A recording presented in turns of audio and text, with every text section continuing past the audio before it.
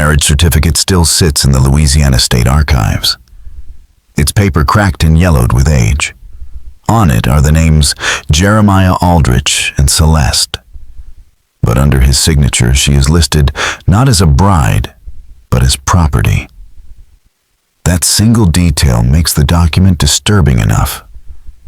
But the horror deepens when you realize that within months of their March 1854 wedding, 13 unexplained deaths followed.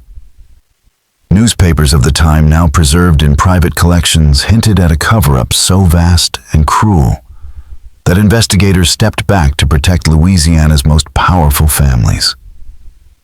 What began as a forced marriage spiraled into a story of betrayal, vengeance, and torture that unsettled even the blood-soaked culture of the antebellum South.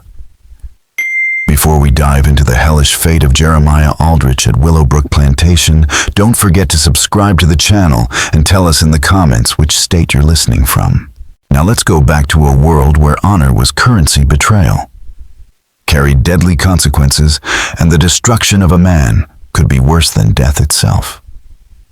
The events leading to that cursed marriage started 15 years earlier in the murky Delta backwaters, a place where fortunes were built on enslaved bodies and blood money flowed as steadily as the Mississippi.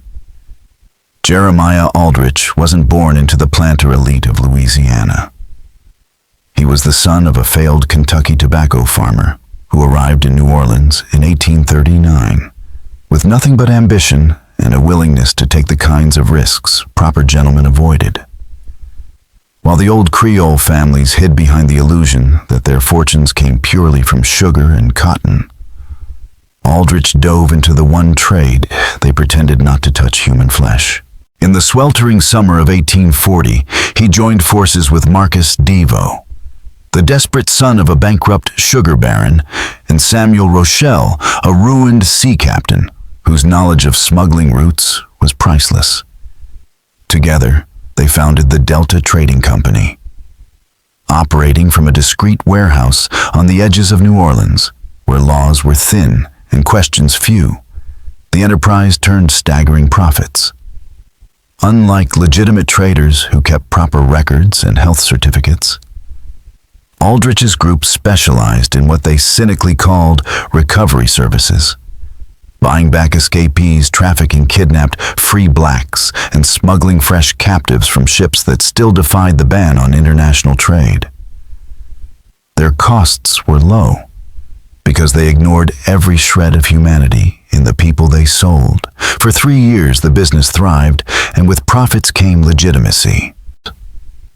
Devo rescued and expanded his family's plantation. Rochelle rebuilt his fortune with a fleet of riverboats, and Aldrich acquired Willowbrook Plantation, a cotton estate crowned with a stately mansion that signaled his arrival among Louisiana's elite. But success bred arrogance, and arrogance drew attention. By the spring of 1843, federal marshals were sniffing around Gulf Coast ports, tracking shipping logs, questioning witnesses, and even speaking to freed men who had once been their so-called merchandise. Alarm spread quickly. In Aldrich's grand study at Willowbrook, the three partners convened a tense meeting. Surrounded by shelves of books he couldn't read and portraits of ancestors that weren't his, Aldrich listened as Devo nervously suggested dissolving the company and erasing all records of their crimes. The empire they had built on misery stood on the edge of collapse. Rochelle, hardened by years at sea, argued for patience. He wanted to move their money offshore, hide in Havana's shadows, and wait for the heat to cool. But Aldrich's mind had already settled on a darker solution. He didn't want patience, he wanted everything. His plan was as ruthless as it was simple. Kill them both, frame it as a violent quarrel over money, and walk away as the sole heir to their fortune. On a suffocating June night in 1843, he set it all in motion. The warehouse where they had built their empire of misery was nearly deserted after sundown, its demolition already scheduled. It was the perfect stage for betrayal. Aldrich arrived early, a pistol tucked in his coat and a hunting knife hidden in his boot, rehearsing a script written in blood. He had even lined up dock workers, willing to lie on his behalf, men who would swear they'd seen Devo and Rochelle fighting over missing funds. When his partners showed up, they found him waiting with whiskey-poured ledgers spread out and the mask of camaraderie firmly in place. At first, the talk was business as usual. Devo fretting over legal trouble, Rochelle pushing his offshore scheme. But Aldrich kept nudging the conversation back to the money itself, pressing for details on accounts and safe houses. That was when Rochelle's sailor's instincts began to tingle. He noticed Aldrich's restless hand hovering near his coat pocket, the tension in his voice, the flicker of unease in his eyes. Uneasy, Rochelle suggested they continue with lawyers present the next day. Aldrich knew he couldn't wait. He drew his pistol and fired into Devo's chest.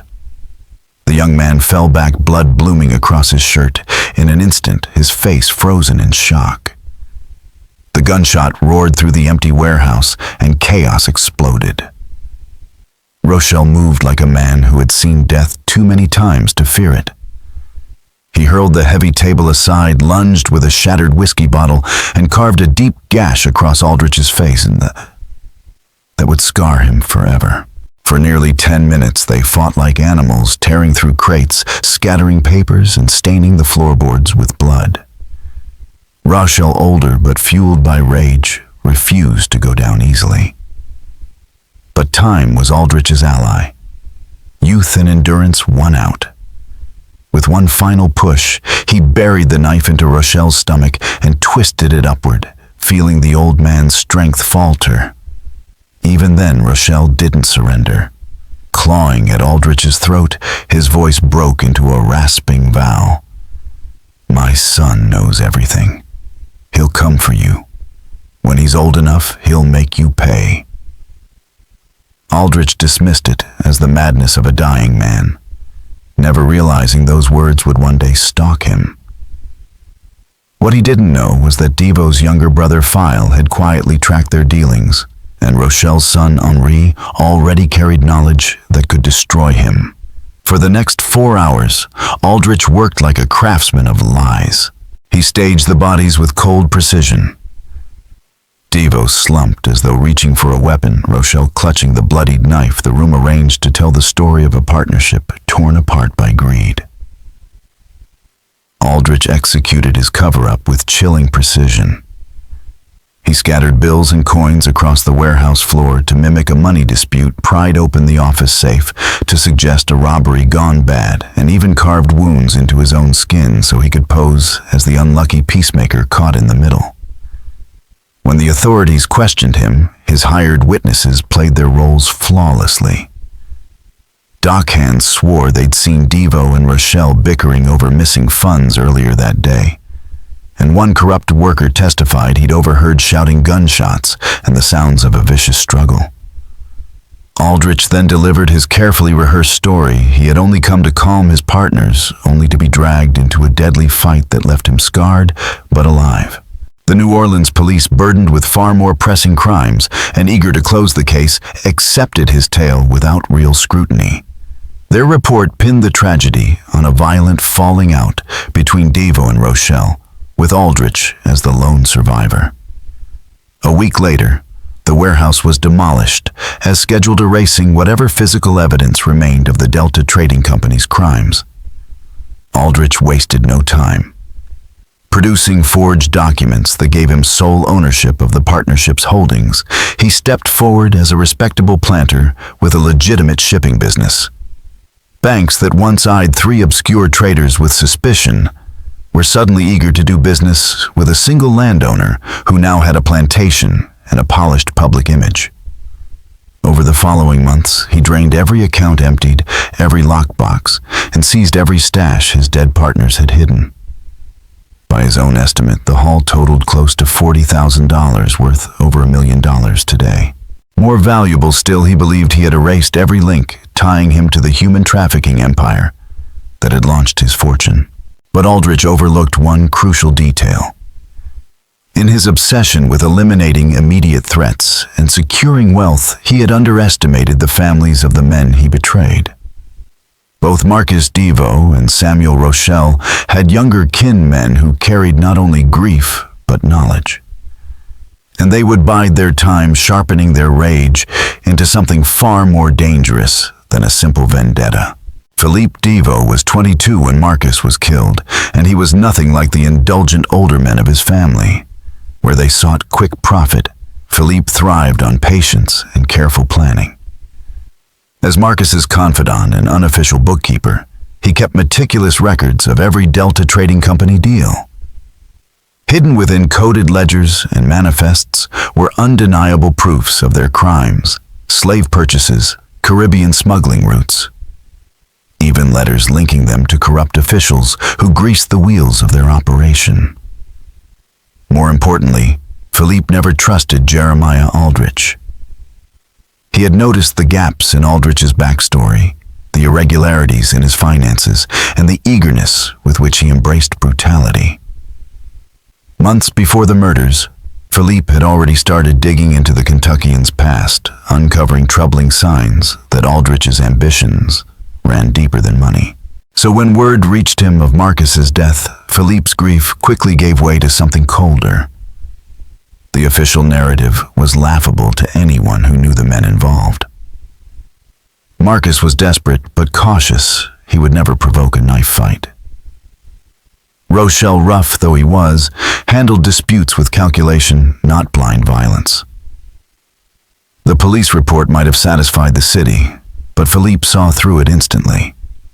He knew Aldrich was guilty, and he quietly vowed that one day, the man who had stolen his brother's life and fortune would pay. Aldrich's carefully crafted story unraveled quickly under Philip's scrutiny. The so-called details of the fight didn't line up.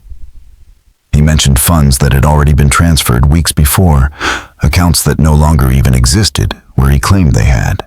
Within days of Marcus's funeral, Philippe launched his own investigation. He leaned on his late brother's contacts, bribed policemen to view sealed reports, and pieced together scraps from shipping logs and dock gossip. What emerged was damning the warehouse. Crime scene had been staged with theatrical precision. Witnesses had been bought, and Aldrich was moving on his partner's assets within hours of their deaths. This was no survivor's tale. It was premeditated murder. Across town, Samuel Rochelle's son, Henri, was reaching the same conclusion, though from a very different angle. At 24, Henri had inherited his father's maritime ties, but coupled them with legal training and years spent inside New Orleans banks. He had access to clerks, shipping agents, and records men, people willing to whisper truths to someone who knew how to ask.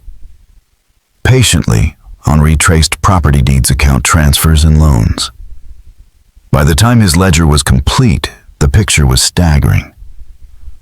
Aldrich hadn't just taken a cut, he had stripped the partnership clean. More than $60,000 in cash, property, and investments had vanished into his hands, wealth wrung from the misery of enslaved people and their forced labor. Henri's edge lay not just in numbers, but in strategy. He knew Louisiana's courts and officials were too corrupt to bring Aldrich down through law. Instead, he understood that the best way to topple the man was through his own vice. Aldrich lived off appearances, lavish spending, risky loans, and a mounting gambling addiction that bled him thousands at card tables and racetracks. That weakness, Henri decided, would be the noose. When Philippe and Henri finally met in the fall of 1844 in a quiet French Quarter restaurant, each carried stacks of evidence and months of suspicion. They expected to compare notes. What they discovered was an alliance. Philippe brought charm and access to Louisiana society. Henri brought financial intelligence and a banker's discipline. Together they realized they could build a plan not just for revenge, but for complete ruin. By spring of 1845, their mission had shifted from grief-driven vengeance to a calculated conspiracy. They would use Aldrich's own methods against him, betrayal, manipulation, and violence, disguised as business. Where Aldrich had been impulsive, they would be deliberate. Where he had been sloppy, they would be precise. Philippe began embedding himself in Aldrich's social circles, sliding into the same clubs and gatherings, where the Kentucky planter worked to polish his reputation. With charm and careful restraint, he positioned himself as an acquaintance, the kind of man Aldrich might trust enough to drink with, never suspecting his true intent. At the same time, Henri dissected Aldrich's accounts, learning exactly where the cracks in his empire were forming. Every risky loan, every crop lien, every gambling loss became a thread to be tugged until the whole illusion unraveled. By the late 1840s, Aldrich's worst vice had become the perfect weapon against him. Henri, now working inside the First National Bank of New Orleans, quietly tightened the financial noose. He adjusted Aldrich's loan terms just enough to create cash shortages during planting seasons, raised interest rates to bleed away profits, and timed payment schedules to keep the planter perpetually off balance. Every season brought fresh strain, and every renewal cut deeper into his stability.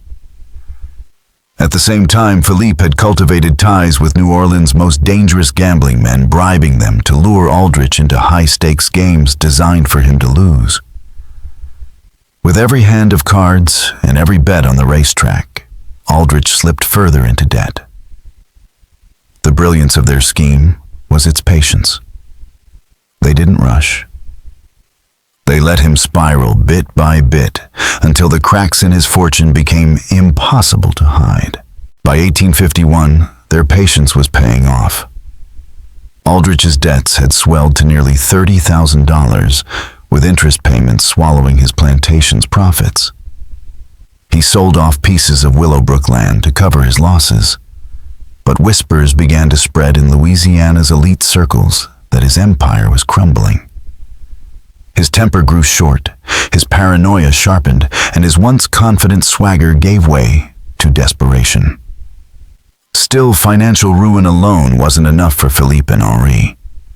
They wanted him to suffer, to taste the same humiliation and terror that had marked the last moments of their murdered kin. Their plan required him to be trapped so cornered that even death would seem like mercy. It was Henri who devised the final act. Every planter feared rebellion, the specter of enslaved people rising against them. That fear was a lever, and Henri intended to pull it. But instead of sparking an uprising, he proposed something more insidious, using Aldrich's own enslaved people as the instrument of his public disgrace. Nothing would destroy a Southern planter's reputation more completely than being forced into a marriage with one of the very people he claimed to own. It would strip away his standing, his power, and his illusion of control. For months, Henri and Philippe studied the people at Willowbrook to find the perfect candidate. They needed someone whose union with Aldrich would carry maximum weight, someone capable of turning his downfall into a slow-burning torment. Celeste was the obvious choice. She was the plantation's head cook, respected by the enslaved community, intelligent enough to play her part. And most importantly, she despised Aldrich with a depth that had never dimmed. Celeste had reason for that hatred. Purchased by Aldrich in 1847, she had been ripped away from her husband and 3 children on a Mississippi plantation. Aldrich could have bought them all. He had the money, but he chose only her, sneering that he needed a cook, not extra mouths. When she begged him to take her youngest daughter, barely 10 years old, Aldrich laughed cruelly and told her he wasn't running a charity for colored children. From that day forward, Celeste had been forced to cook the fine meals that marked his rise in society, watching him toast his fortunes with stolen money and the blood of murdered partners, all while surviving on scraps herself. For 7 years she swallowed that humiliation, but never hid her contempt. Anyone who looked closely could see the cold fire in her eyes when Aldrich entered her kitchen. To Henri and Philippe, that hatred wasn't just useful. It was the key to ensuring Aldrich's destruction would cut as deep as possible. Celeste had become far more than a silent observer in Aldrich's household. She was quietly shaping his unraveling. She cleaned the bloodstains from his clothes after his mysterious midnight trips, watched him burn incriminating papers in her kitchen fireplace, and took careful note of his ailments, his routines, and the creeping paranoia that had begun to eat at him. She knew his favorite meals, the bitter medicines he gulped for his stomach, and the exact rooms he haunted when fear of creditors gnawed at him. That intimate knowledge made her indispensable to Philippe and Henri's plan, but they couldn't approach her directly. To do so would risk exposure. Instead, they reached her through trusted intermediaries, free people of color who passed in and out of plantations on legitimate business. At first, the arrangement was cautious, a little money for small details. But Celeste exceeded their expectations. She wasn't just a source of information, she had been waging her own subtle war for years. She salted his food until it twisted, his gut accidentally broke his prized possessions, and whispered rumors of his debts among the enslaved community. Nothing that could be pinned on her, but enough to chip away at his composure. When Philippe and Henri finally revealed themselves and their mission, Celeste didn't hesitate. She agreed to help destroy Aldrich in exchange for one promised freedom and safe passage north, where she hoped to find the children torn from her years before. To Philippe and Henri, she was no longer just a tool. She was a partner. Together they refined their design. Aldrich would be stripped of his wealth through debts and gambling losses, cornered until he had only one degrading option left: marry Celeste. The union would ruin his social standing legally, entangle his fortune, and place her in the perfect position to poison him slowly, ensuring his end was as lingering and painful as the deaths of their kin. Timing was everything. They needed him desperate, isolated, and without allies. The chance came in February 1854, when Aldrich entered a gambling tournament by the New Orleans waterfront, a last-ditch bid to save Willowbrook from foreclosure. The converted warehouse where it was held was thick with cigar smoke and damp fog drifting off the Mississippi, a place where men wagered fortunes under dim lamps that blurred the line between game and nightmare. Aldrich walked in carrying $8,000, everything he had left, after pawning slaves' tools and even family heirlooms. He believed luck might rescue him. In truth, the table had already been set against him. Philippe and Henri had paid every player to work together, letting Aldrich win just enough to keep him chasing salvation. The game was 5-card stud, with stakes starting at $500 per hand, climbing higher with each deal. Early wins fueled his confidence, but soon the liquor clouded his judgment and desperation drove him to reckless wagers. By midnight, half his satchel was gone. By 2 a.m., sweat beading on his scarred face, he sat at the table for what would be his final hand. The fog pressed thick against the windows, the lamps barely cutting the gloom as the dealer laid down cards that seemed to promise salvation, a pair of kings with a tantalizing chance of a full house. Confident this was his chance to recover everything, Aldrich shoved his remaining $3,000 into the pot. But the table was stacked against him. The other players held stronger hands and had been coached to push him into a final bet, large enough to ruin him. When the cards were shown, his pair of kings lost to a full house, held by a stranger who collected the pot with the calm efficiency of a man who had expected this outcome. Frozen Aldrich watched the last of his fortune vanish, and the room emptied except for the winner who lingered and studied him like a specimen.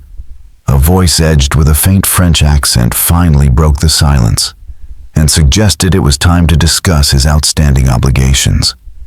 And at that moment, Philippe Deveau stepped from the shadows, the gaslight catching the angle of his face, in a way that made Jeremiah see his brother Marcus all over again. Philippe moved close and spoke with a predator's patience, reminding Aldrich that he was the last man to see Marcus alive. And then Henri Rochelle emerged to complete the circle of accusation.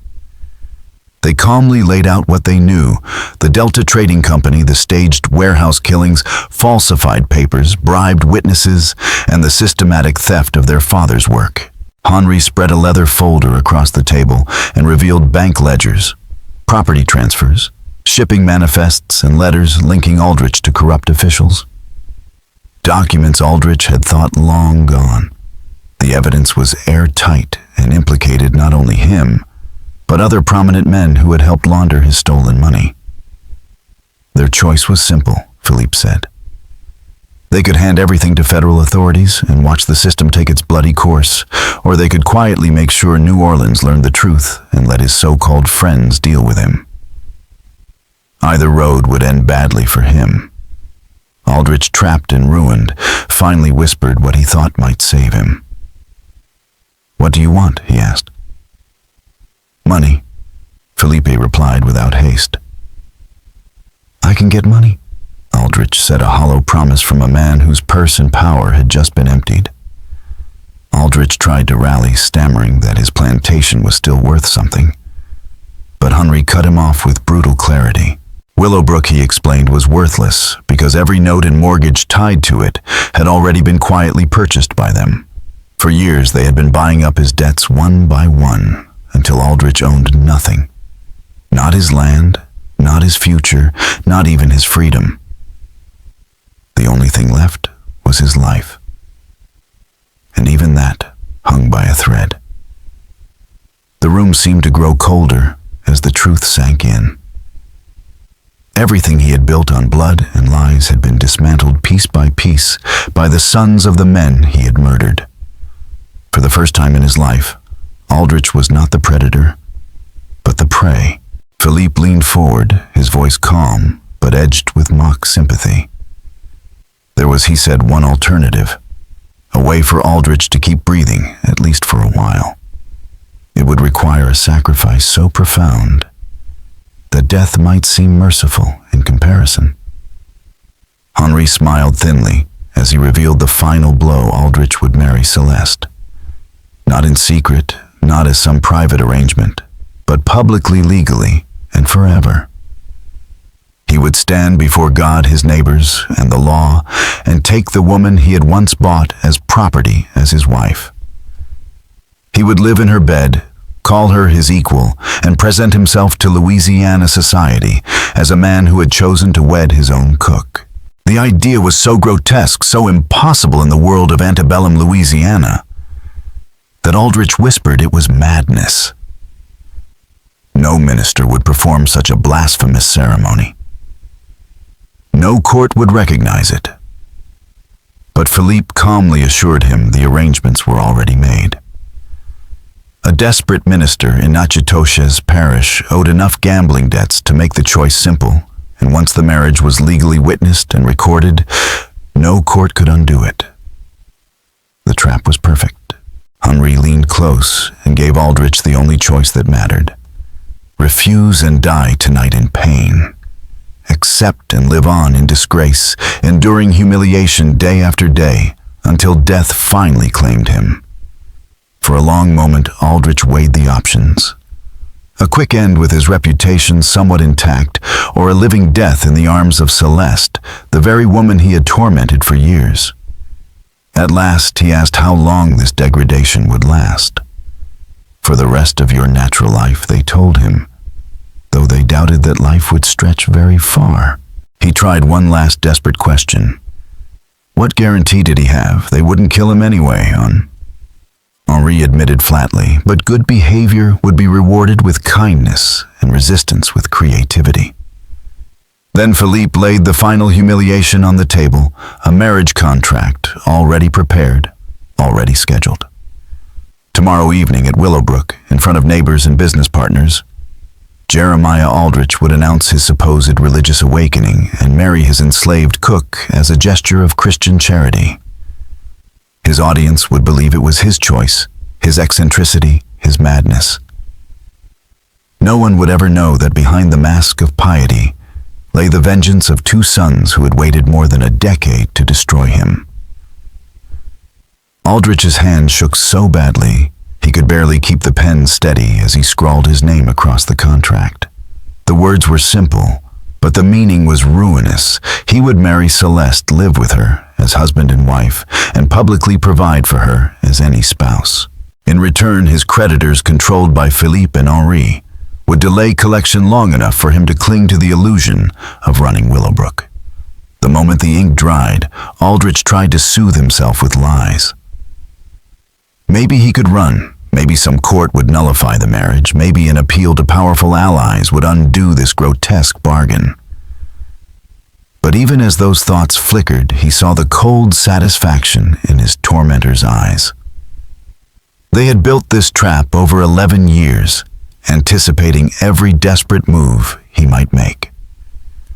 When Philippe slid the contract into his coat and said, "Welcome to the family brother-in-law. Tomorrow evening.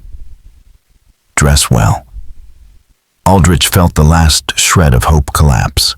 The morning of March 15th, 1854, broke under a sky of low gray clouds and swamp winds that stank of decay. Aldrich hadn't slept, pacing his study through the night, the contract glaring at him from his desk. At breakfast, he tried to explain to Celeste, fumbling through half-truths about financial strain and a new religious devotion. She listened politely, her expression unreadable. When he finished, she simply said, "Yes, Master Aldrich, I understand. I'll prepare myself for the ceremony." Her calmness chilled him more than fury would have. It suggested she had been expecting this day, that she was already playing a role in a script he had never written. By afternoon, carriages began rolling up Willowbrook's long drive. Neighbors, planters, merchants, men and women, invited by letters Aldrich hadn't written, arrived curious, skeptical, even amused. They'd been told their host was about to make an extraordinary gesture of Christian charity, elevating a loyal servant to the rank of wife. Some whispered about madness, others about drunken eccentricity. But what they found wasn't a joke. It was a real wedding, complete with flowers, food, and a preacher waiting by the parlor altar. Aldrich wore his finest suit, his stiff collar digging into his sweaty neck as he repeated lines he had been coached to say. When asked why he told anyone who would listen that he had found God, that he wished to honor his faith by extending Christian dignity to one of his servants. He said it often enough, with just enough conviction, that most nodded, even if uneasily. Then Celeste appeared. She wore a plain white gown that fit her heavily built frame with surprising grace. At 38, she was no blushing bride, but she carried herself with such poise that the room quieted. She smiled at the guests, thanked them warmly for being present, and called it the most important day of my life. Some of the onlookers shifted uncomfortably. Others clapped politely. But none could miss the truth. Celeste stood with dignity, while Aldrich looked like a man on the gallows. The minister from Natchitoches carried out the ceremony with a detached calm, his voice steady as he recited the vows that bound Jeremiah Aldrich to his cook before God and Louisiana society. When he paused to invite objections, a ripple of discomfort moved through the guests, but no one dared to speak. Whatever they thought of this strange union, it appeared lawful and voluntary, and silence confirmed it. Aldrich's vows barely escaped his throat, so faint the people in the back row leaned forward to catch the words. Celeste, by contrast, spoke with clarity and confidence, her voice filling the parlor, as though she were born to the role of wife and mistress of the house. For a moment it felt disturbingly normal, as if this humiliation were not the grotesque spectacle it was. The final cruelty came, when the minister pronounced them husband and wife and instructed Aldrich to kiss his bride. His face drained of color, his knees threatened to give. But Celeste steadied him with her hand and pressed her lips to his in a brief, almost tender kiss. The moment sealed not only their marriage contract, but the beginning of his downfall. As the carriages rolled away and the bewildered neighbors whispered among themselves, Aldrich found himself in a house that no longer felt like his own. Celeste moved with quiet authority, rearranging furniture, shifting portraits, and altering details of the home to mark her place as mistress. When Aldrich weakly objected, she fixed him with a hard stare and said in a voice that left no room for argument, "We're married now, Jeremiah. Husband and wife partners. I think it's time we started acting like it." That night, lying beside her in the bed that had once been his private refuge, he understood the depth of his punishment. Death would have been merciful compared to this daily reminder of his helplessness. At first, the marriage appeared to outsiders as strangely functional. Celeste managed the household with calm efficiency, entertained the few visitors still willing to be associated with Willowbrook, and carried herself with a dignity that impressed even skeptics. For Aldrich, however, the walls began to close in. His coffee tasted faintly bitter, though it was brewed from the same beans as always. His evening meals, though flawlessly cooked, left him nauseous and drained. Headaches came without warning, followed by spells of dizziness that grew worse when he lingered near his wife. At first, he told himself it was stress, the humiliation of his forced marriage, and the crushing weight of his debts. Yet somewhere deep down, Jeremiah Aldrich began to sense that every cup, every plate, every word of kindness from Celeste was part of something far more deliberate and unraveling, designed to make him suffer slowly, day by day. Hamilton, Warren Willowbrook's longtime physician, told him flatly that his collapse wasn't the result of nerves or shame, but of steady poisoning, the kind that builds up over months, symptoms that fit arsenic or another heavy metal eating away at his digestion and his nerves. The news landed like a punch and confirmed what Aldrich had already begun to suspect, that Celeste was killing him a little at a time. He tried to outwit it. He began cooking in secret hiding pots and pans in his study, drinking only from a private well, sleeping in a locked guest room instead of the marital bed. Every precaution meant to keep a poisoned bite or tainted cup from finishing him off. Those moves only made him look crazier to everyone else. Neighbors whispered about his new habits, his gaunt face, the way he refused his wife's food, and Celeste's careful performance turned his fears into proof of madness. She played the devoted wife perfectly, fretting over his health-offering food he refused, smiling politely when visitors asked why he was so strange. The isolation was the point Philippe and Henri had designed, a punishment that would make him seem unstable even as it killed him. The final cruelty came at a dinner Celeste staged for their 3-month anniversary, a small gathering of the last polite acquaintances who would still set foot in Willowbrook. She presented a wine supposedly drawn from the cellar. Before the marriage opened it in full view, poured it with ceremony, and asked for a toast. Aldrich, forced by pride and the eyes of neighbors, lifted his glass. For a heartbeat, he saw the flicker of triumph in Celeste's face, the mask slipping long enough for him to know he had been betrayed. He drank, and within minutes the poison began to take hold. Aldrich's final hours unfolded like the last act of a carefully scripted play. The poison worked quickly, twisting his stomach in agonizing cramps, burning his throat and chest until every breath came as a ragged gasp. He toppled sideways at the dining table, clutching at the linen as his guests recoiled in horror. To them, this was simply the long-expected collapse of a man who had been unraveling for months. Dr. Warren rushed to his side, but every attempt to help was thwarted by Celeste's well-timed theatrics. She clung to her husband's body, sobbing, pleading for divine mercy, and making sure the physician could do nothing effective. The neighbors were so moved by her grief that they consoled her instead of assisting with the supposed emergency. But Aldrich knew better. As his vision swam and his chest burned, Celeste bent low and whispered the truth directly into his ear. Marcus Devo was her cousin. Samuel Rochelle had been her uncle by marriage. She hadn't merely been a pawn in Henri and Philippe's scheme. She had been part of it from the very beginning, biding her time, hiding her hatred, waiting for the moment when she could help deliver the slow death he had earned. Every meal, every soft word, every feigned moment of wifely concern had been nothing but theater, a mask for a vengeance that was as personal as it was precise. To the guests, it looked like tragedy. To Aldrich, it was revelation. He died on his own dining room floor at 9:47 p.m.